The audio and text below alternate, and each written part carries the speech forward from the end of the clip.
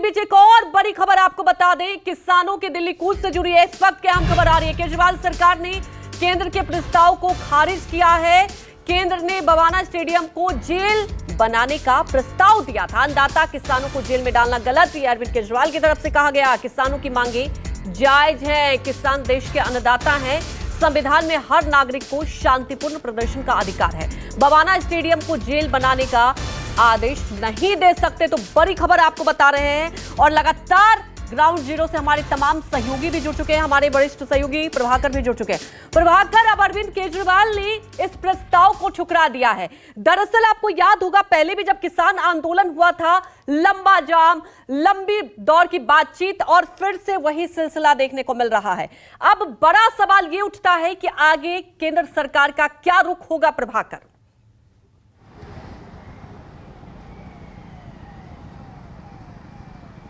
देखिए, पहली बात तो ये कि पंजाब के इस आंदोलन में, ये आंदोलन हो या पिछला आंदोलन हो, इसमें पंजाब की भूमिका विचारणीय है, गौर करने लायक है।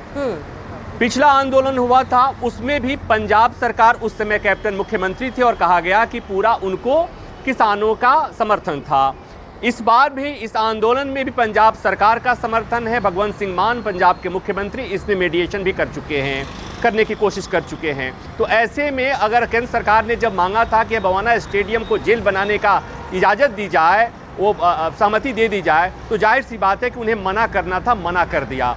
तो सियासत भी होगी, सियासत भी हो रही है, इसको लेके इसमें कोई दो राय नहीं है। लेकिन बड़ी बात यह है कि एक बात इसमें विचार करने की है, वो ये कि पिछला आंदोलन भी, आंदोलन की शुरुआत भी कहीं पंजाब से हुई थी, हरियाणा से हुई थी, बाकी देश के अलग अलग हिस्सों के किसान जुटते गए थे। इस बार भी पंजाब के उसी इलाके से उसी तरह किसान आगे बढ़ रहे हैं। ये बात और है कि पंजाब के कई किसान संगठन इसमें शामिल नहीं हैं। लेकिन अगर मैं ये कहूँ कि आंदोलन आगे बढ़ता है, कुछ ऊंच नीच होती है, तो ये तमाम किसान संगठन, चाहे से मैं संयुक्त किसान मोर्चा की बात करूं जिसे राजनीतिक कहा गया, जिसमें गुरनाम सिंह चौधरी की बात कर लूं, या उग्रहा के संगठन की बात कर लूं, या राकेश टिकैत गुट की बात कर लूं, तो ये सब भी बाद में इसमें जुट सकते हैं जब आंदोलन लंबा खिंचेगा। तो इस बात का अंदेशा सरकार को होगी। दूसरी बात, एक और समझने वाली बात है जो मुझे बताया गया है, जो मुझे सूत्र मेरे बता रहे हैं कि इस आंदोलन में जो कुछ लोग ऐसे हैं जो किसी भी कीमत पर समझौता करना नहीं चाहते हैं, वो चाहते हैं कि कन्फ्रंटेशन हो, लेकिन सरकार किसी भी सूरत में इस आंदोलन को आगे नहीं बढ़ना देना चाहती है। इसलिए सरकार ने बहुत कोशिश करी है, लेकिन उस कोशिश में गंभीरता किसानों को नहीं लग रही है। ये अविश्वास है, और ये जो अविश्वास है, मुझे लगता है कि इसकी वजह भी है। पिछले आंदोलन के दौरान कमेटी बनी, साल भर आंदोलन चला, कमेटी बनी, लेकिन नतीजा क्या निकला? किसान इंतजार करते रहे कि कुछ उनको कमेटी की रिपोर्ट आए। उनकी मांगे हैं, एमएसपी की मांग, उसके अलावा जो 11 सूत्री मांगे हैं, सरकार उस पर विचार करने को कह रही है।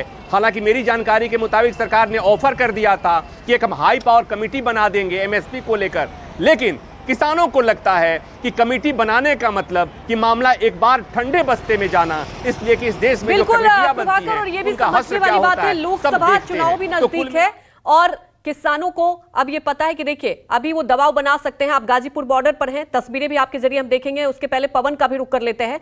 पवन, जहां पर आप मौजूद हैं वहां की जरा हमें तस्वीरें दिखाएं, क्योंकि जो अलग अलग तस्वीरें आ रही हैं, अब देखिए किसानों का यही कहना है कि बातचीत तो बहुत हो गई, अब हमें अपनी मांग चाहिए, और 12 सूत्रीय मांग है। तो पवन, सबसे बड़ी बात यह हो जाती है कि किसानों का, जैसा कि प्रभाकर भी जिक्र कर रहे थे, भरोसा अब नहीं रह गया। अब आगे क्या, जरा तस्वीरों के जरिए दिखाएं पवन।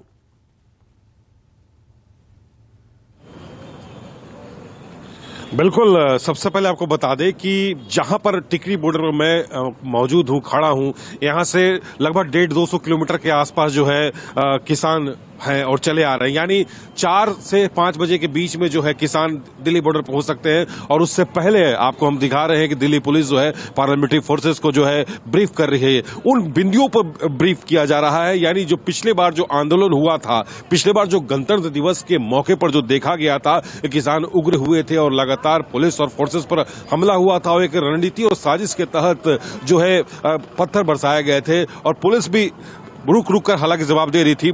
तो जो बिंदुओं पर जो है कहाँ चूक हुई थी, उस चूक पर सबसे विशेष जो है ध्यान दिया जा रहा है। अभी आप देखिए कि दंगा नियंत्रण वाहन को भी यहाँ पर लाया गया।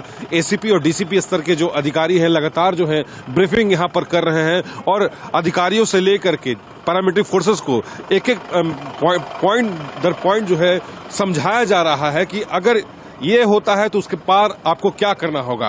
अब हम आपको सड़कों की तस्वीर लिए चलते हैं जहां बॉर्डर से सीधे जुड़ रहा है, यानी हरियाणा दिल्ली का ये जो बॉर्डर है। हालांकि यातायात पहले की तरह अभी भी सुचारू ढंग से है। जैसा कि मैंने बताया कि लगभग 200 किलोमीटर की दूरी पर यहाँ से किसान हैं और 4 और 5 बज सकता है उनको आने में। बिल्कुल, आप हमारे साथ बने रहिए। तमाम हमारे सहयोगी हमारे साथ जुड़े हुए हैं ग्राउंड जीरो से। हर तस्वीर, हर अपडेट, हर हलचल सबसे पहले न्यूज 24 पर दिखाएंगे। और आपको बता दें कि लगातार किसान कूच कर रहे हैं। आपको यह भी बता दें शंभू बॉर्डर पर हलचल तेज हो चुकी है। हालांकि लगातार लेयर बनाए हुए हैं, सुरक्षा की व्यवस्था की गई है। रुकते एक छोटे से ब्रेक के लिए जल्द